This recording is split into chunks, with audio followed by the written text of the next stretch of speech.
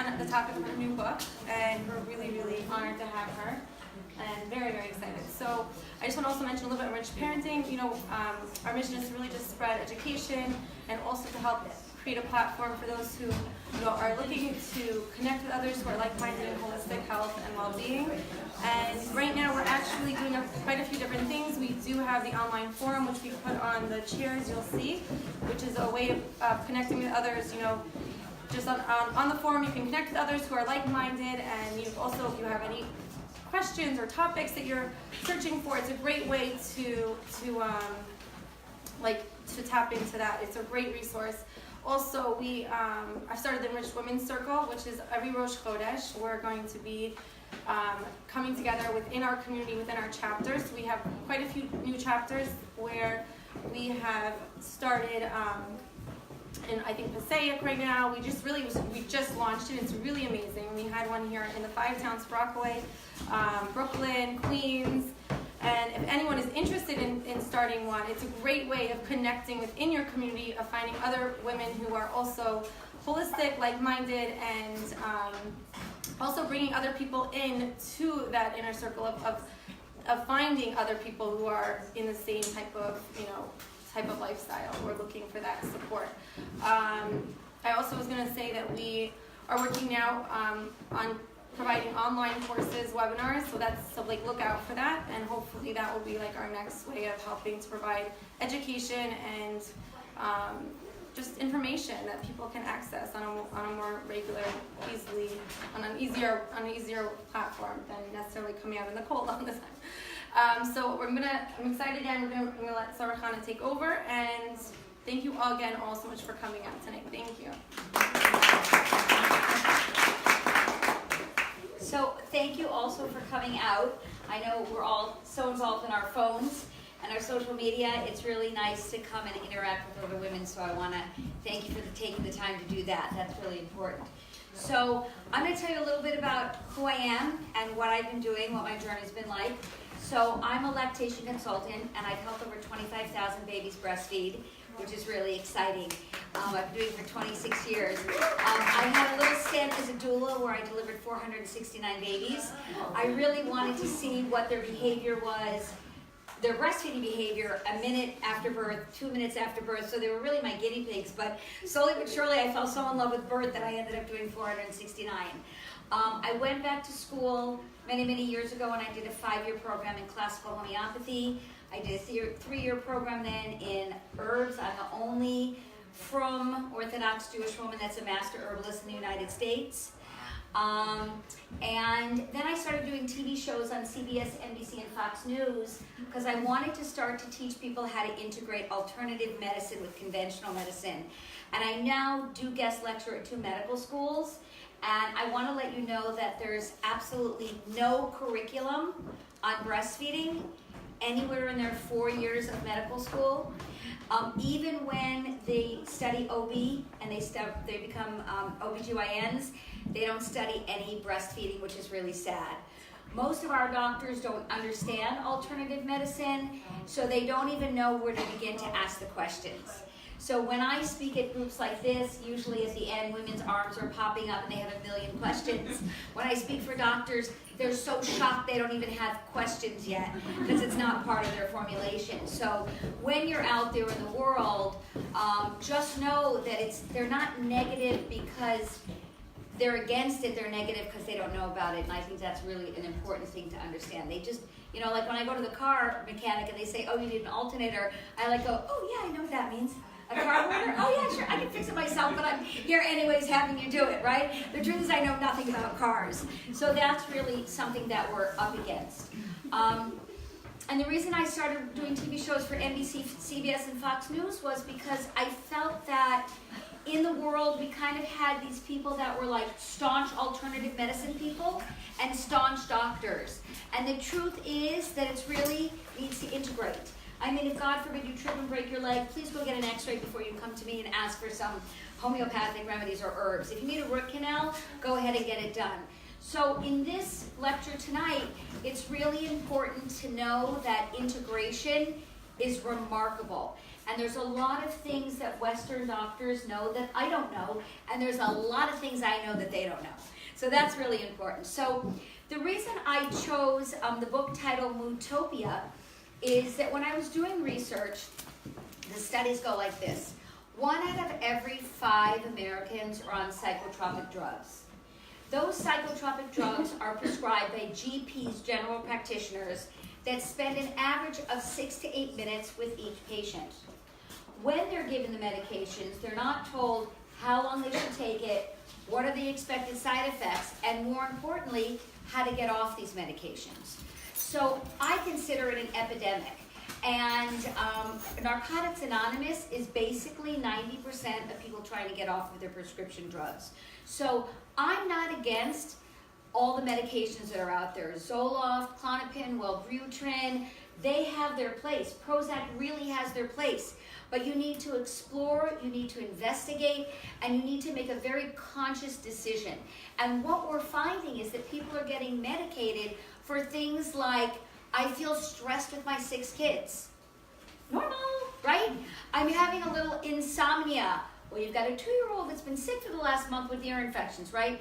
So when we present with what's really normal, all of a sudden we're handed medications as opposed to other kinds of skills. Now, talk therapy is great, but it doesn't change much. And if there's any therapists in here, I'm not saying in a negative way. I think everybody should have a therapist. I think everybody should have a mentor, a mashpia. But you can go to the same therapist for 10 years and still get that gnawing feeling in your stomach every time your mother walks in the room. You can get that migraine headache every time you fight with your husband. So we have to distinguish between what can those therapists do for us, which is a lot of things, especially if our husband's not taking out the garbage and we don't know how to get him to do it. Amazing, let's come up with a plan.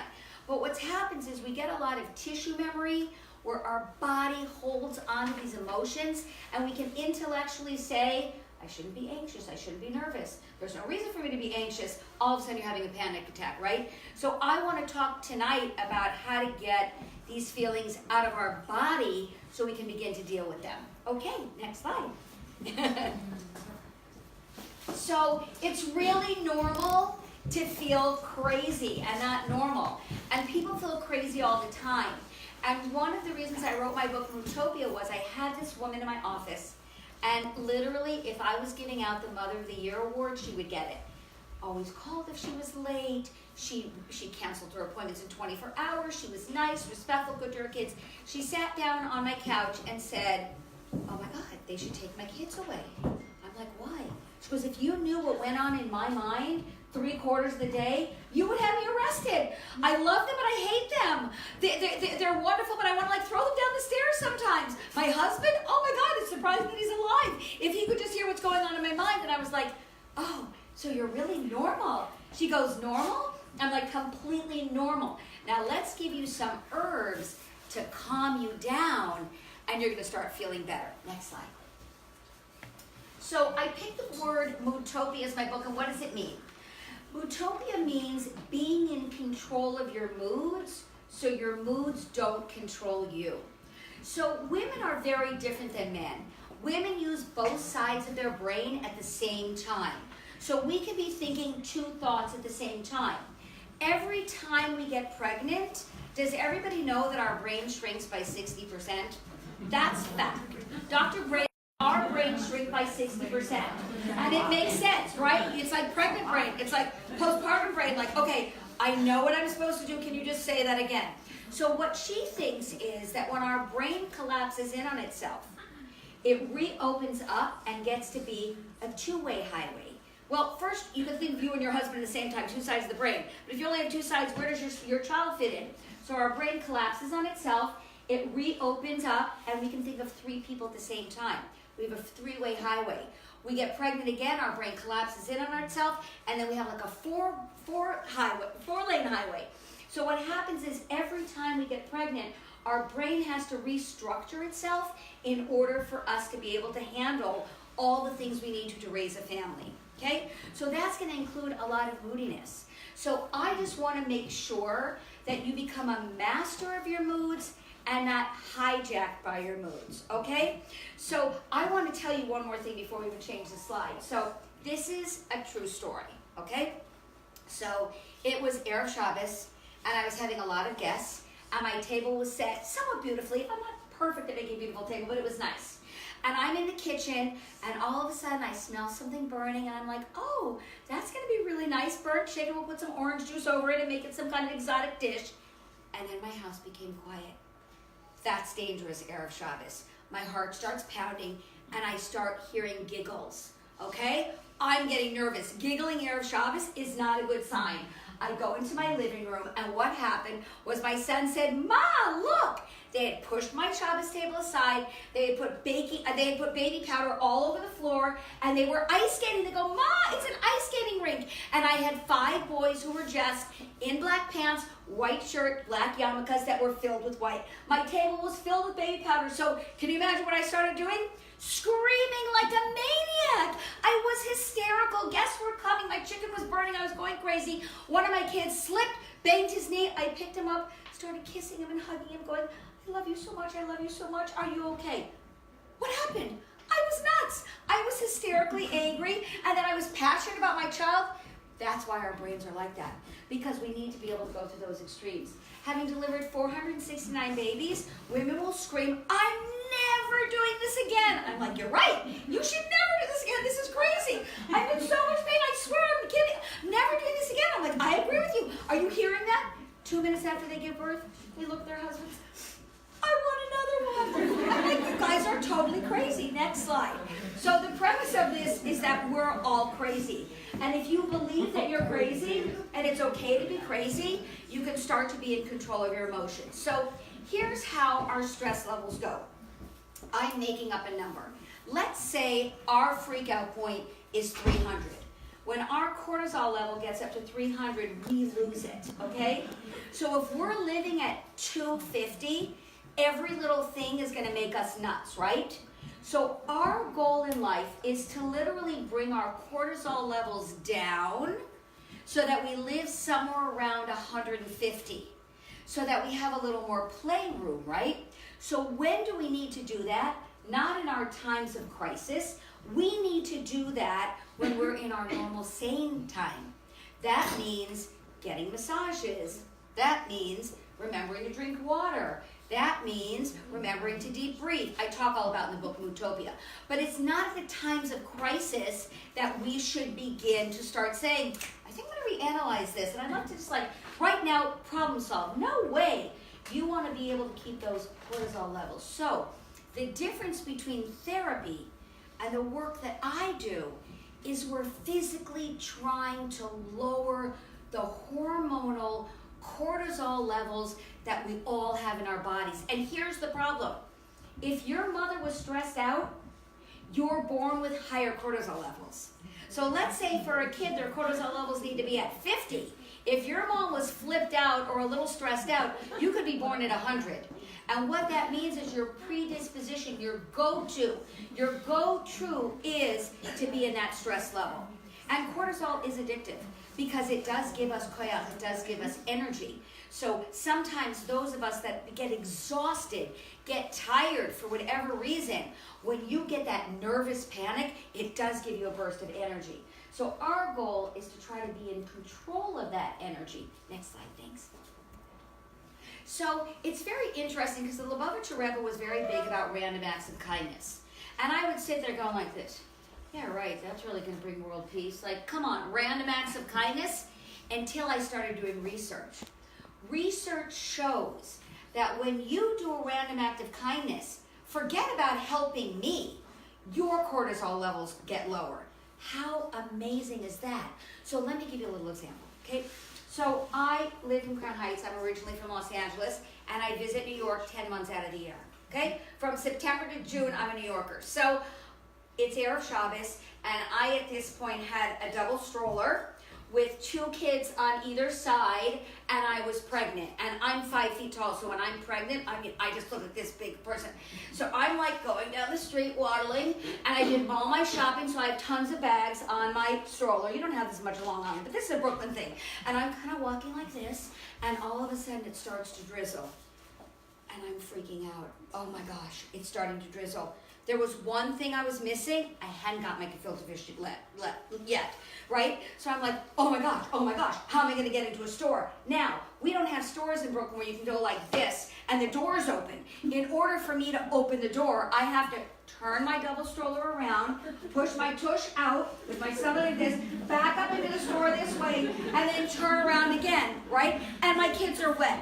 So I'm like, oh my gosh, what am I gonna do? Maybe we just don't have gefilte fish. Maybe I'll make tuna fish. I'm panicking. I'm standing in front of the store, and 2 or 3 people slam the door in my face. All of a sudden, this little bacher goes and opens the door. I'm like, what? He goes, I'll hold the door for you. I'm like shaking, I'm so nervous. I take my double stroller, I go through the front door, and I'm like, oh my gosh, and I look at him and I go, you have the best mother in the world. Who ever taught you to hold the door open for someone? He was my superhero. I was like, I'm sure you've got a cape under there. I know you do. He thought I was crazy, but he was my hero for the moment, right? So what happened, I went into the store, I looked at my kids and I said, I know I never let you guys have junk, but we're making an exception. Everybody gets one piece of junk. You cannot open it in the store. We're going to put it in the bag. If all of you go home and don't cry and complain because it's now pouring outside. So my kids were really, really, really excited. And what happened? They got their junk. We went in the pouring rain home and they were fine. They sat at the table and ate it. What's the point of the story? That little act of kindness. That little teeny act of kindness prevented me from yelling and screaming at my husband. Why? Because of course it was going to be his fault that I forgot the gefilte fish and then it started raining, right?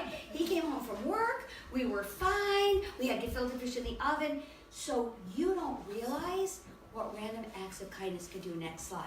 Keep it in mind, because even as my cortisol levels went down, that bacher was like, ooh, I had a good mom. I never noticed.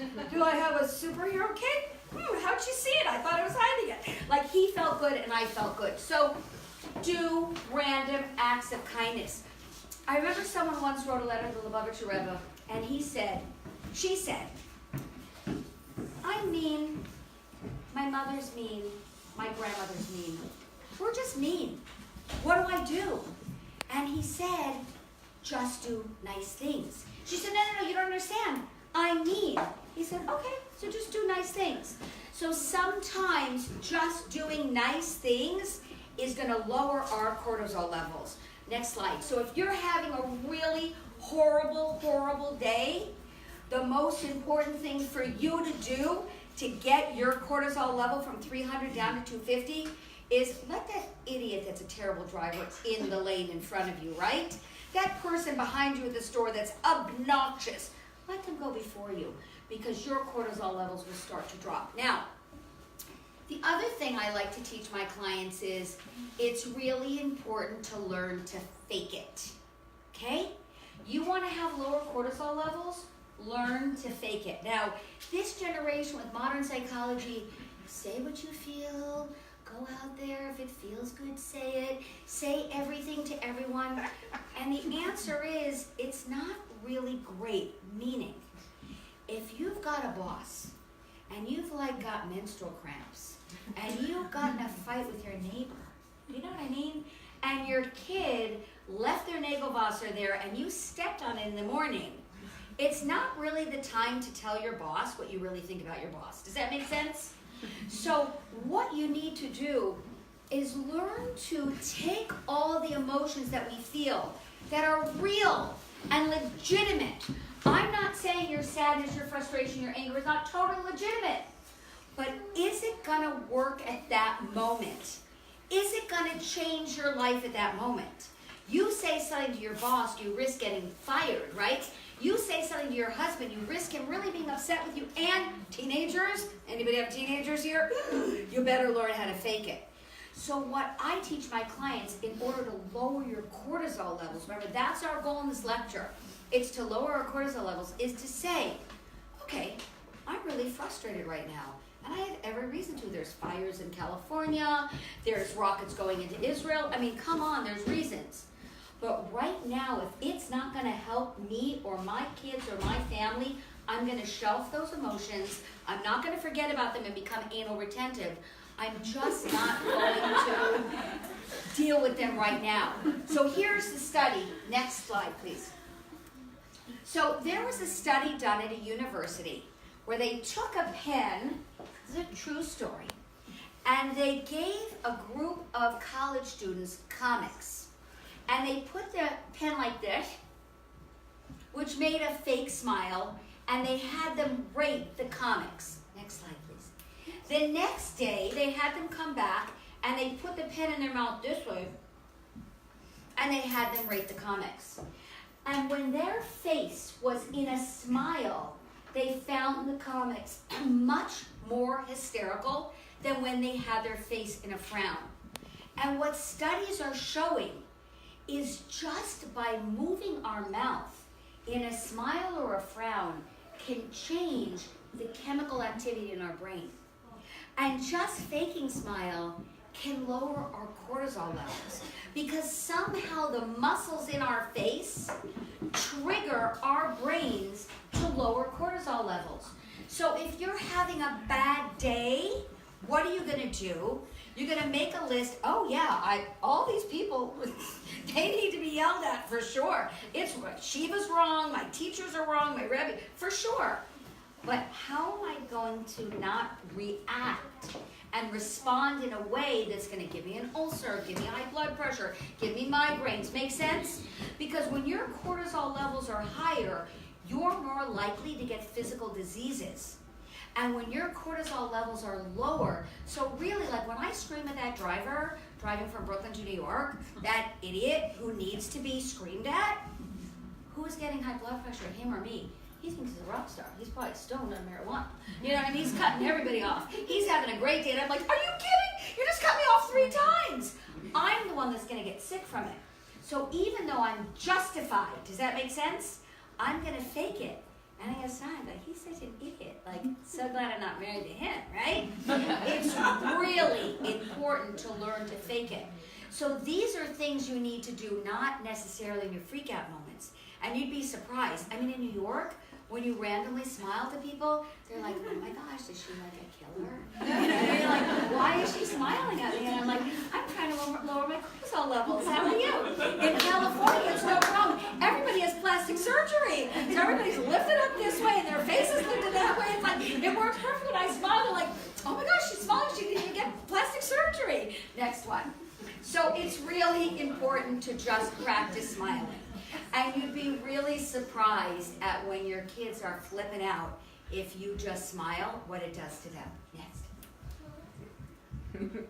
So I want to talk about this chart called Cycle of Sanity that I created, and I want to talk to you about how it works. So it goes like this. Okay, so I'm from Los Angeles, as I said, and I visit New York for 10 months. And all of a sudden, right after Tishrei, it starts to get cold. And I've got a little apartment, because everybody in Brooklyn has little apartments. Very few people have homes. And I'm like, there's 9 of us in this little apartment. And we all have a lot of coats. We have our raincoat, we have our wind coat, we have our Shabbos coat, we have our freezing snow coat, we have our I want to look fancy coat, right? So everybody has 5 coats. I mean, that's like 45, 50 jackets, okay? Where can I put them, right? I have a little apartment and I now have 50 jackets. So I was happy, I was, and it starts to get cold and I'm davening, oh please Hashem, let there be like such heat, forget the rain and snow, I get frustrated. Then I get sad. I never really wanted to move to New York. Remember, I'm an LA girl. I get angry. My husband promised we were moving back to California. This is not fair, and I get depressed, okay? I get really depressed, and I'm justified because I don't have a place for 50 coats in my house. So I'm sitting in the dentist with my kid, and I'm looking at a Bed Bath & Beyond catalog, and they have this wall fixture that has 50 hooks on it. So I have this realization that if I buy this wall unit, I have this insight I could maybe fix my problem and I get happy again, right? So what happens is we go through this cycle all the time. And you know what? I think we get the most satisfaction when we have this insight and we problem solve. Oh, that's why my husband's like that. Oh, now I get why my kid's doing that. So here's the story. In Chinese medicine, whenever we get stuck energy, we get disease. We don't want there to be stuck blood, stuck mucus. Stuck mucus in our sinuses gives us a sinus infection. Stuck in our intestines, we don't even want to talk about that. Stuck fluid in our knees, it's hard for us to walk. So we need this continuum of motion all the time. So if someone's too happy all the time, I mean, unless they're fake smiling and practically, you're like, oh my God, that person's gonna crack, right? If someone gets stuck in frustration, I mean, come on. If someone's angry all the time, I mean, you can help your friend if they're angry occasionally, but not if they're always angry. So what happens is when we start to learn our cycles, and the second you get to that frustration, you're like, okay, I got this. I know there's going to be insight around the corner. And you're like, okay, Hashem, give me that lesson. Come on, bring it on. I know I can handle it. There was a study with Shlomo HaMelech, and he said that he wanted the most gorgeous ring made for him. Does everybody know the story? It was, he put out an edict. I want the most gorgeous, the most fabulous ring in the world. I gave everybody 12 months. People came with diamonds. They came with rubies. They came with emerald. And this one little bacher brought him a little band that said, this too shall pass. And that was the ring that won the award. So here's the story. If you can start to see your own patterning, you'll be more in control, because moodtopia means being in control of your mood so they don't control you. When I get angry, I'll stamp my foot and throw my head back and say to my kids, I've never been this angry. And they'll go, yeah, you were about an hour ago. Because what happens is we have those same triggers. So when you start to understand your own cycle, you can be one step ahead of it and lower your cortisol levels. So I want to talk about herbs, because herbs have been around for thousands of years. It's not just, what is that store? It's not just Trader Joe's and Whole Foods. It's not just Park Slope. Yin have been using herbs for a very long time. It says in Tehillim that Hashem gave grass for the cattle and herbs for the service of man. And the word there is service. It also says that in the days of creation, Hashem created plants and trees. He says he put the refuah in the world before the illness. And if you look at the days of creation, Hashem created plants and trees before man. So I believe that our refuah is here.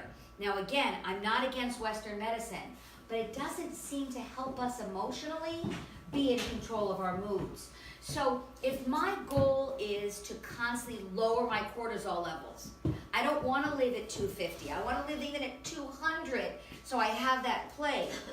Herbs are amazing, next slide, thanks, because they can really help us in a physiological way lower our cortisol. Now, I'm not saying people shouldn't go to their therapist or their mashpia or their social workers. That's not what I'm saying. That's to problem solve in the world of Teva. That's to problem solve. But really, you can sit there for 5 years and go, my mother did this to me, and my father did this to me, and they did. But what I need to do to keep my clients healthy is to lower those cortisol levels. Because then they're going to say, okay, so my mom didn't have the skills to raise a kid. Okay, so my dad was kind of an idiot. What can I say? But he did his best, right? Because you can't change that. Maybe that's why you have high cortisol levels, but now you need to bring them lower. So it is thought through WHO, which is the World Health Organization, that it's an $83 billion a year business. And I want you all to be educated on herbs. Let's do the next slide. So you can drink herbs in tea form, but the problem with tea form is that when teas are dried, they lose their potency very quickly unless we're dealing with roots and seeds. But when we're talking about leaves and flowers, once you pick it, think about your parsley. You get your parsley at the store, it's beautiful, it's green. Next day it's wilty, the next day it turns yellow. It loses its potency very, very quickly. So if you're gonna take herbs in tea form, you need to put in like 5 tea bags, cover it like with a saucer, let it sit for like 20 minutes, squeeze the tea bag, and now we're talking medicine. If you just put 1 or 2 tea bags in hot water, it's called flavoring the water, which is fine. If it's calming for you, I love it, but it's not going to lower the cortisol levels enough. So when you really want to make herbal medicine into medicine, we talk about infusions where we take our bell jars, we put our roots, our trees, roots, our barks, our seeds, flowers, we pour hot water over it, we let it sit for a couple of hours, and then we strain it. This is too hard for 99% of my clients. 99. My clients will do it for about 24 hours and they quit. Let's go. So I tend to put my herbs in tincture form. So in tincture form are little bottles like this, and I'm not selling you guys anything but knowledge. I mean, I do have my book for sale upstairs if you guys want it, but I'm not selling you a product. I don't care which herbal tincture you use as long as it's the ones that I recommend because they're good herbalists behind them. But the reason I like herbs in tincture is because there's my herb. It's easy. You can put them in your backpack, your briefcase. We're going to talk more about it as we go on. Okay. So when you take a tincture, when you make a tincture, you take a plant like this, and I'm going to start just passing things around. This is actually lavender, and it's not essential oil. And you take a plant like this, and you're going to pour grain alcohol over it. This is actually an herb called red clover. Because what happens is when you take the plant and you put it in grain alcohol, the grain alcohol will break down the components of the plant, and then you strain it, and it has a 10-year shelf life. Does anybody know why we don't eat garlic on Passover? Does anybody know? That's what everybody says, that it grew next to the wheat. And the answer is, why? That's ridiculous. The reason is because in Europe, where it's very cold, garlic is a 10-month crop. You plant it in September and you don't get it until June. So what they did was they'd have fresh garlic from June, July, and by August it would start to shrink. So they took the cloves and put it in a tincture, and it was actually chametz. Isn't that fascinating? That's why we don't eat garlic. So don't open this one, but this is a tincture because it'll explode, because this is just my example one. But if you want to pass this around, this is called rose hips. Rose hips are right now the roses. The petals are all edible. We're going to talk about roses. This is the rose hip that comes out, very high in vitamin C, and that's a tincture that I'm making. Okay, and here's another herb. This is which one is this? This is they're salad flowers. It's got calendula in there, marigolds. Okay, next slide, thanks. So anyone can learn to make tinctures, and the question should be right now, why aren't there double-blind clinical studies on herbs? Your question, what? Thank you. Exactly, you got it. So here's the bottom line.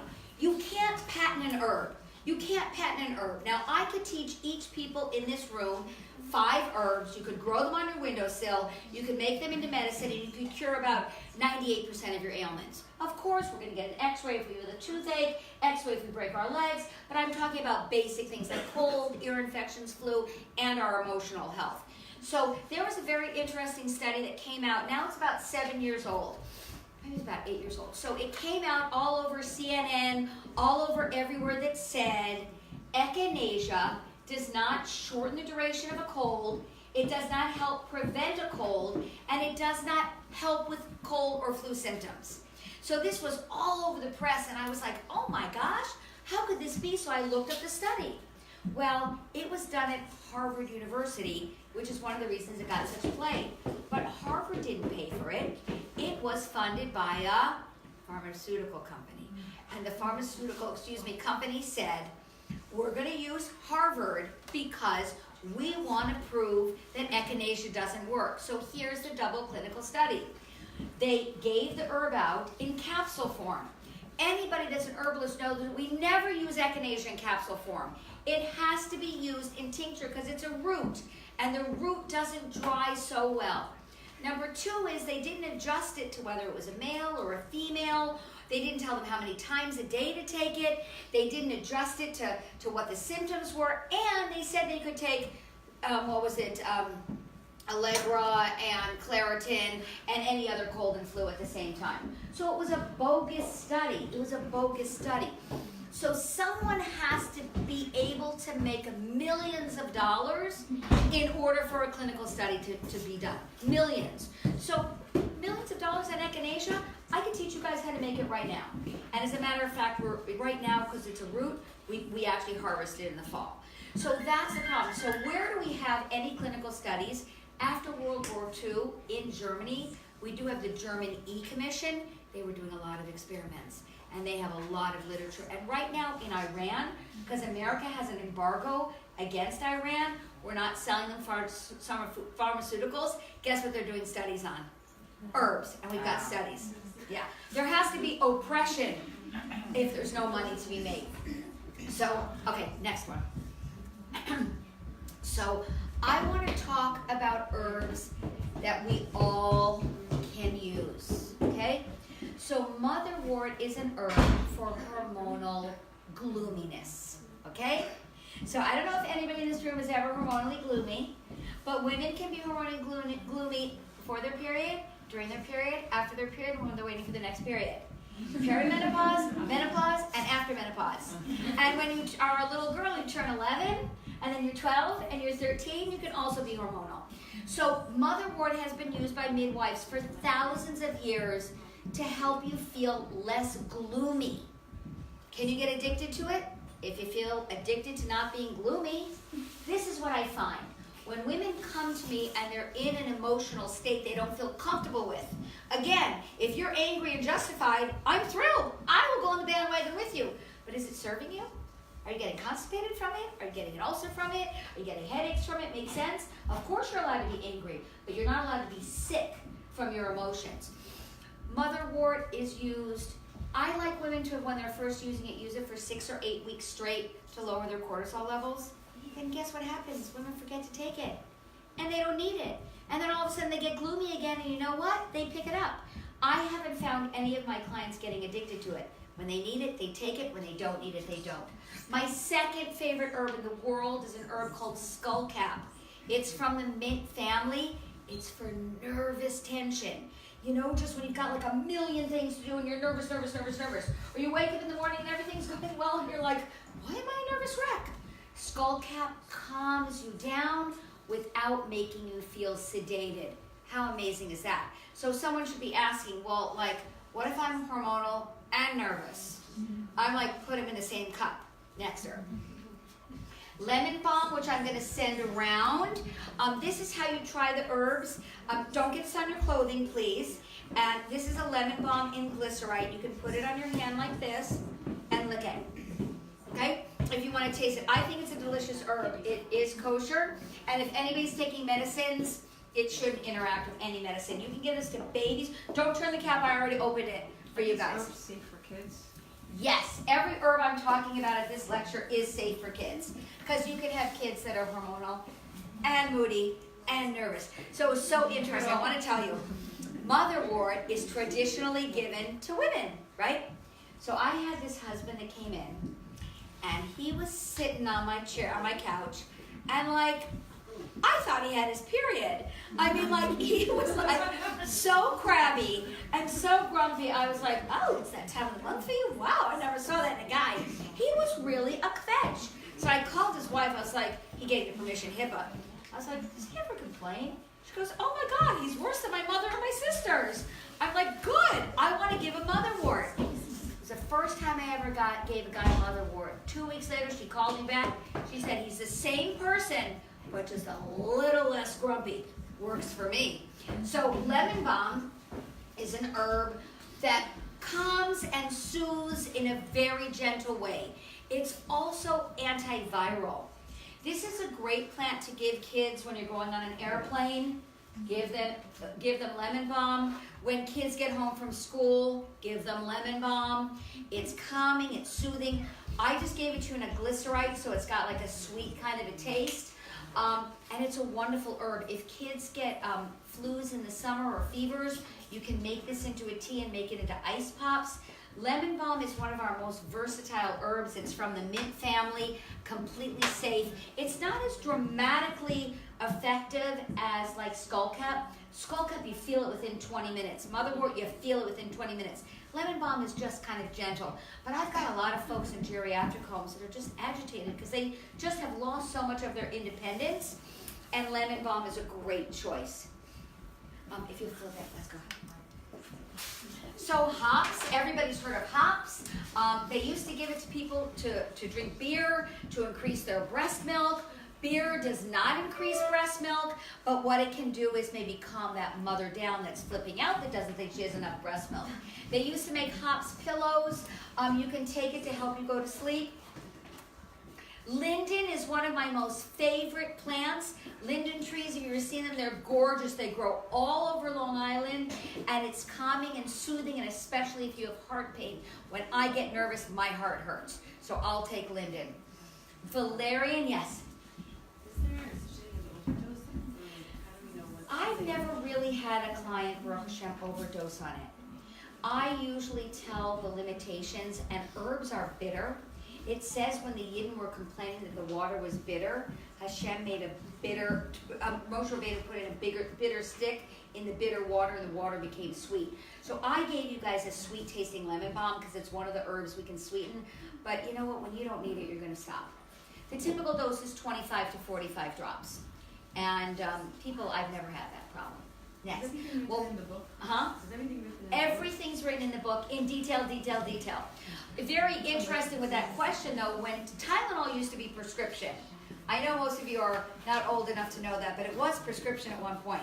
And when it came on the market in like bubble gum and grape flavored, what happened was there were more overdoses from there were more hospitalizations from liver failure of kids than ever in the history. It didn't make the press because yum, mom's not giving me a candy. Yum, I want some of that yummy grape. So here's the bottom line. Other than that lemon balm, most of my herbs are bitter and kids don't go in the cabinet and OD on them. Fresh milky oats is for people that are burnt out at both ends, those people that are working too hard, can't go to sleep with a couple dishes in their sink, got to make sure the house is clean before their cleaning lady comes. People like that need milky oats. Next slide, thanks. Passion flower. Look at that gorgeous flower. Passion flower is one of the most gorgeous flowers on the planet. Safe while pregnant, helps take the edge off of nervousness, and helps you sleep. Rhodiola is one of our most studied herbs. It's given to athletes in Russia. I just want you guys to start being familiar with these names because herbs are considered people's medicine. It was put here by Hashem. And what blows my mind is no matter what happens with like global warming, global cooling, who knows what's going on?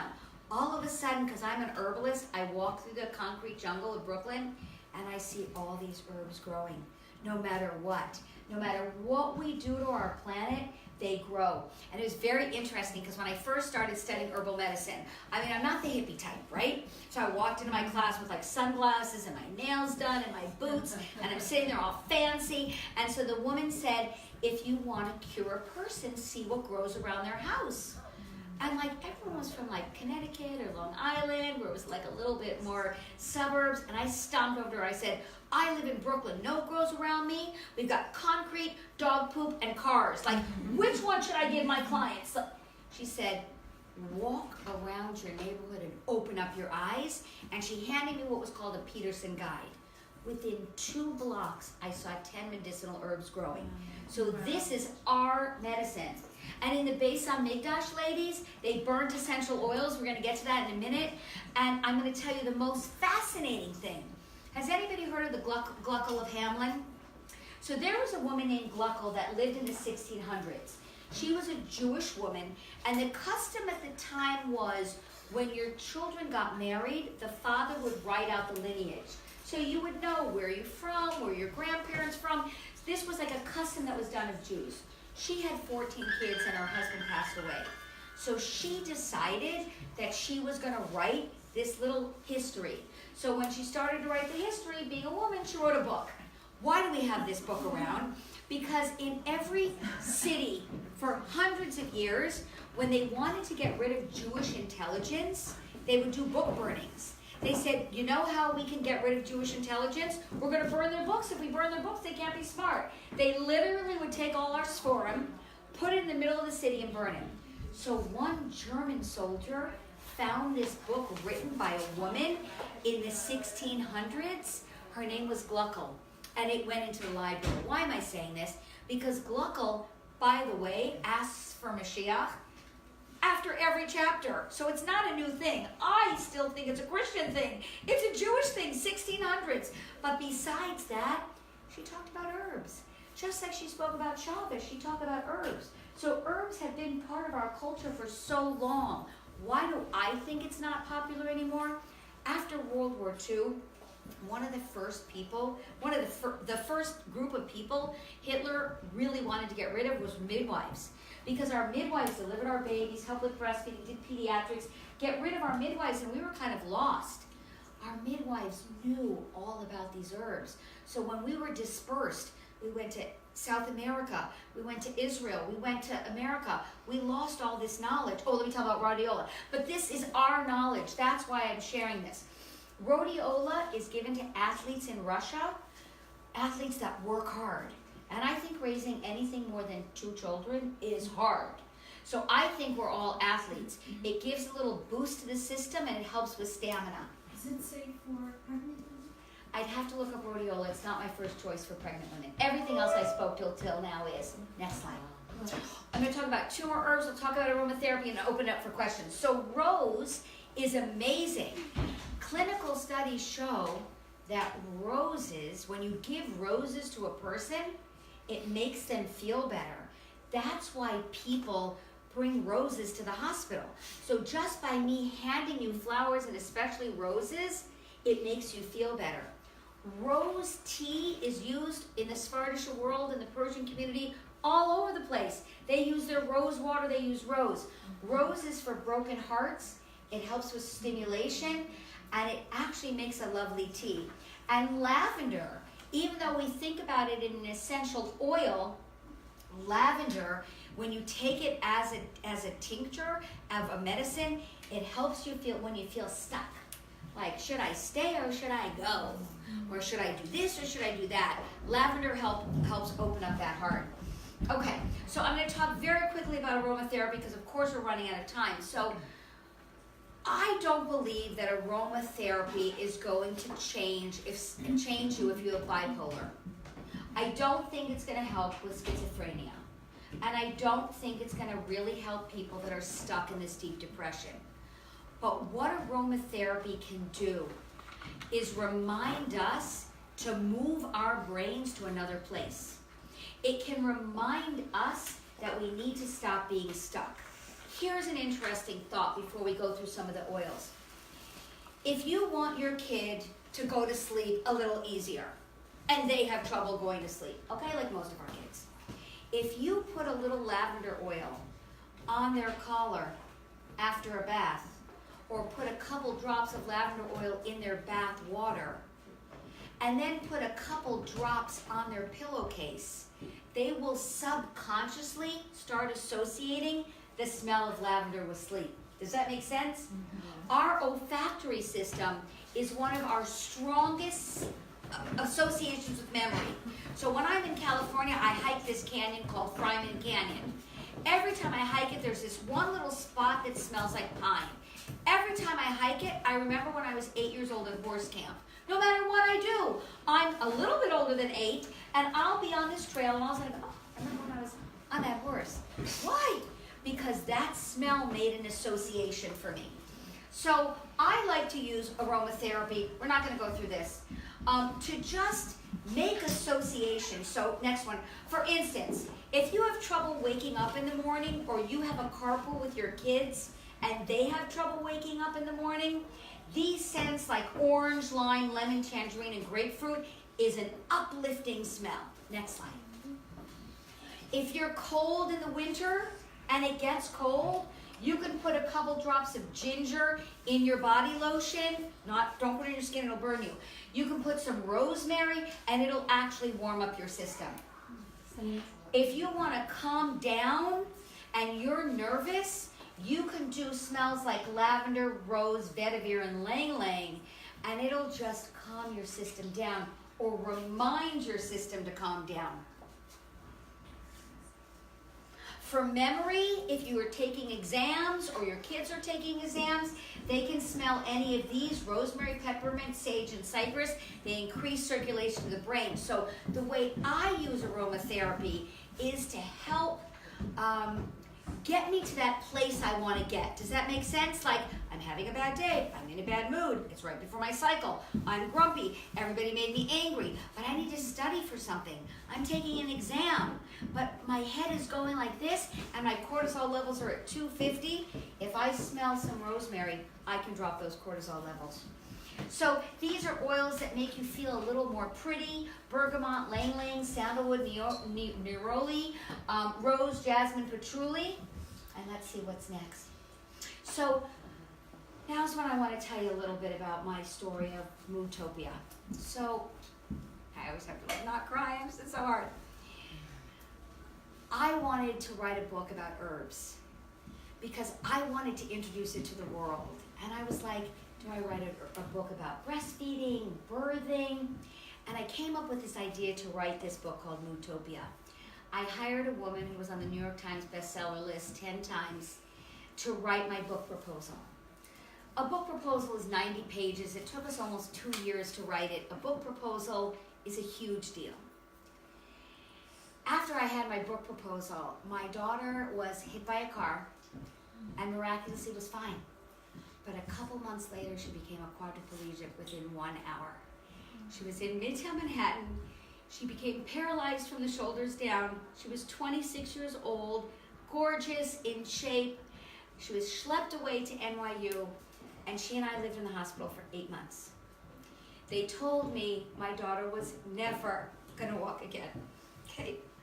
So when I was in the hospital, I didn't know how I was gonna live. Like, I was ready to jump out the window. I was ready to push her out the window and jump out the window myself. And what I slowly but surely started doing, not knowing it, was using every tool that I had written in my book, Moodtopia, and it's what kept the two of us alive. So one of the things I did was I started spraying the room with different essential oils. Why? Because hospitals smell disgusting, and it was horrible. And I'd spray different sprays, right? So what happened? All the nurses started coming to our room. Ours was the only room that didn't smell bad, right? And they'd come, oh, what is this? What is bergamot? What is patchouli? They had no idea what these smells were. And it became a healing, calm place. Does that make sense? I put a big sign on my daughter's door that said, do not come in if you're not smiling in a good mood. And I want to tell you that if a doctor came in and was in a grumpy mood, I didn't care if he was the top neurologist, he was out. We fired more doctors and nurses than you could ever imagine. Doctors were terrified to come into my room. They'd have to take a deep breath and get in a smile, or I was calling security on them. And the nurses told me that it was amazing because they felt better after leaving our room because they had to change their mood. And I want to tell you that I would go in the bathroom and throw up from pain and fear and lay on the floor crying hysterically. And then I would get up and I would fake smile. And you know what? My daughter in her state didn't think of it as a fake smile. Make sense? She thought and felt positive energy coming out of me. So I know this works. I never wanted to have had to experience what I did, but I'm telling you that I had to learn to fake it. I did random acts of kindness. Do you think I wanted to be nice to these nurses? I'd go out, I'd bring them food, I'd bring them drinks. I wasn't even conscious of how important it was because it kept me more stable. So we don't have to go through an experience like I did. Sometimes just going to the grocery store feels like a trauma to us. Just going to a PTA meeting, if our kids are not doing well in school, can be very, very traumatic for us. So I know that what was a therapist going to tell me at that time? That my daughter was going to be okay? What would she problem solve? What would she tell me? What would she tell me? I had to create this inner peace in a very stressful environment. Acupuncture saved my daughter's life. My daughter is an Orthodox Jewish woman, and I went over to the nurses and I said, my daughter's boyfriend's coming, and he's going to be coming 3 nights a week. And I had a 4th generation Korean man, 45 years old, married with 2 children, that would come 3 days a week. And I would sit with my computer in front of the door, and I'd say, oh, we have to give them privacy. You know what I mean? Privacy. And he would do acupuncture on my daughter. And I snuck in Feldenkrais, massage therapy, gyrotonic, everything you can imagine. And Baruch Hashem, my daughter's not completely healed, but she's walking with a cane. And those doctors told me she would never, not only never walk, but never get out of bed. So here's the thing. She still has some neurological damage. She had a condition called transverse myelitis, where her spine swelled up like a balloon. And I can't say I healed her. Hashem healed her. But I gotta tell you, we had to keep those cortisol levels really low so that she could get herself together. So these are techniques, and this is why I'm speaking and writing the book and traveling, because I know, and our little crises, believe me, even though I'm still dealing with my big crisis, just like parking in Brooklyn is a little crisis, and I need to lower my cortisol levels. There's so many inexpensive ways to use essential oils. Here's the bottom line. Do random acts of kindness. Do nice things even if you're not in the mood. Forget the other people. You're doing it to lower your cortisol levels. Learn to fake it. If you're having a horrible day and your kid gets off the bus, does your little 5-year-old have to deal with the fact that the bank lost your check and your car insurance got canceled? Fake it for your kid. You can cry later to your husband later. Smile and laugh. Laughter makes you feel better. If you just have to sit in your car and watch a dumb funny show that makes no sense to laugh, if you need to do that for 20 minutes, go outside and do that and walk back in the house a little bit happier. Remember your cycle of sanity, use herbs, and smell nice things. Any questions?